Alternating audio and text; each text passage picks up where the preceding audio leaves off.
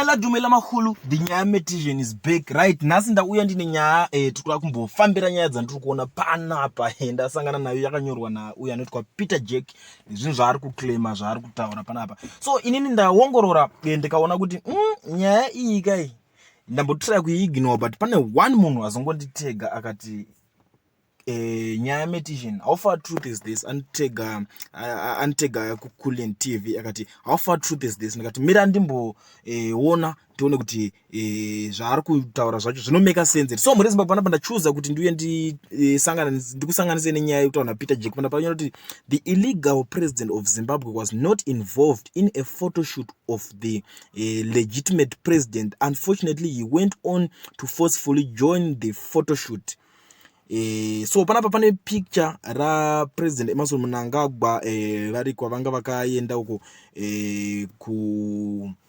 Uganda. So panapa photo iri panga pakamira ma presidents akawanda. So vanhu vanenge vachipinda vachinomira. So panapa ndazoona pari kunzi anga asingadiwo kunge aripo pa photo nani. That was my question, but andina kuda kumhanyira ipapo but ndazonyatsoita zoom ndikaona kuti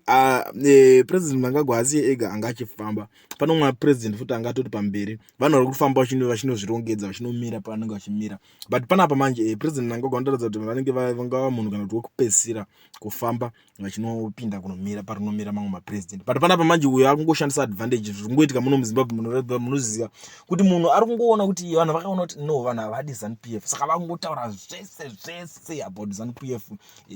but zvimwe zvacho zvisina zvazvinobatsira zvisina change zvinounza munyika toziva vanhu vanoenjoya because vanhu vese vakangonzwa kuti ZANU-PF yede vanomboseka voita sei vorelief because unozviziva kuti chinhu chausingadewo kana kuti munhu usingadewo ukanzwa kuti asangana neproblem mufaro unotouya unototanga kutofara kuti aiwa zvazoita ka ngaasafe ngaite sei but panapa chinhu chaita kuti chimwe chaita ndinyanya kuya panapa vanhu ava ndo vanhu vanouya nemainformation akasiyana siyana vachiti sadhaki yazodai so sadhaki yazoti zvakati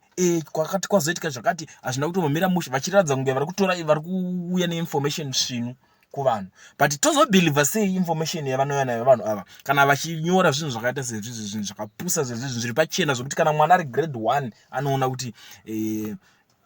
yango propaganda yakutogadzirwa ndo zvimwe dzenyaya dzaiza kutaura zvichinzi ana mangwana ndo vamwe vakagadzira nyaya nekuseri kuti mimi muvhiringidzike mufungidzire kuti pamwe pane anything kana kuti chine chinenge na bozi anozoti nhasi akanyora akadai so mangwana unongoramba makungomubhilivha munhu kuti zvaari kutaura zviri chokwadi zvaari kutaura zviri kuti but inini zvangu hayo handakuya kuti ndimuoppose kuti zvaari kutaura pamwe inigirikini pamwe akaona vachifosa kupinda pafoto kana kuti pane anganzwa kuti vanzi havasi kudiwa pafoto because haumbofose zvinhu kana utonzi hausi kudiwa hapana mapresident ka vane nigirikini vanenge vane hunhu iko kwakuitwe zviyezvo zvekunzi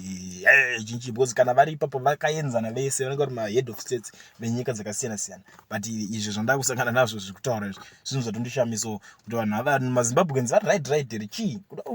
kuda kuti inzwa here saka tichaita sei ndokuti munhu abve iri kwachiko kana kuti nigirikini ndo nyaya ndandakakubatira panapa panyaya vision.